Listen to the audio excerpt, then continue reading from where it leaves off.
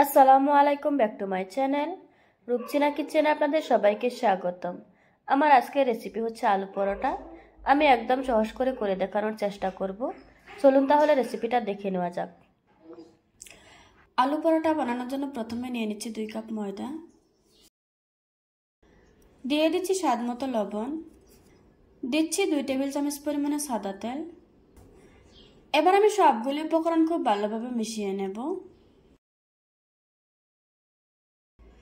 কিছুক্ষণ মাখানোর পর এভাবে হাত দিয়ে মুঠ করলে যদি দলা পেকে যায় তাহলে বুঝতে হবে আপনার মাখানোটা হয়ে গিয়েছে। এবার অল্প অল্প পানি দিয়ে একটা ডো তৈরি করে নেব। পানিটা অবশ্যই হালকা কুসুম গরম পানি নিতে হবে। কিছুক্ষণ মাখানোর পর আমার ডোটা তৈরি করা হয়ে গিয়েছে। এবার আমি ডোটাকে 10 মিনিটের জন্য রেস্টে রেখে দেব। এই ফাঁকে আমি আলুর পুরটা তৈরি করে নেব। আলুর পুর বানানোর জন্য এখানে আমি বড় সাইজের 3টা আলু সিদ্ধ করে নিয়েছি। এখন আমি আলুটাকে ম্যাশ করে নেব।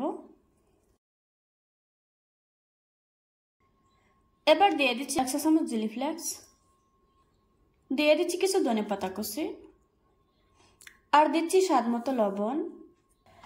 এবার আমি সবগুলো উপকরণ খুব ভালোভাবে মিশিয়ে নিচ্ছি। আলুর পুরটা রেডি হয়ে গিয়েছে। এখন আমি এটাকে একটা সাইডে রেখে দেব। ফিরে এলাম 10 মিনিট পর।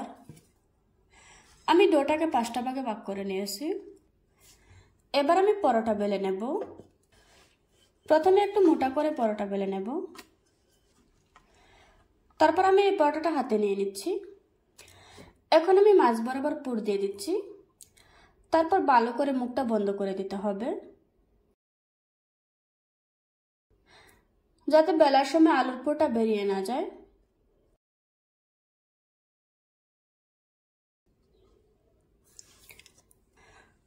পরোটা বেলার সুবিধার্থে একটু ময়দা ছড়িয়ে নিচ্ছি। এখন আমি হালকা হাতে পরোটাটা বেলে নেব। রেগুলার পরোটার থেকে এই পরোটাটা একটু মোটা করে বেলতে হবে। আমার পরোটাটা বেলে নেওয়া হয়ে গিয়েছে। এভাবে করে আজকে আমি সবগুলি পরোটা বেলে নেব। পরোটাগুলি ভাজার জন্য চুলায় একটি প্যান বসিয়ে দিয়েছি। এখন আমি প্যানটাকে হালকা গরম করে নেব। এবার আমি প্যানের মাঝে পরোটাটা দিয়ে দিচ্ছি। প্রথমে আমি তেল দিব না, তেল ছাড়া কিছুক্ষণ ছেঁকে নেব। মিডিয়াম আছে এপাশ ওপাশ করে কিছুক্ষণ ছেঁকে নেবেন। এখন আমি পরোটার উপরে ঘুরিয়ে ঘুরিয়ে তেল লাগিয়ে নিচ্ছি।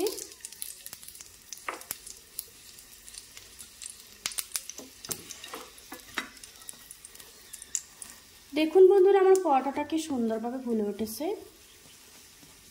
আমার পরোটাটা ভেজে নেওয়া হয়ে গিয়েছে। এখন আমি একটা প্লেটে তুলে নিচ্ছি। এভাবে করে আজকে আমি সবগুলি পরোটা ভেজে নেব।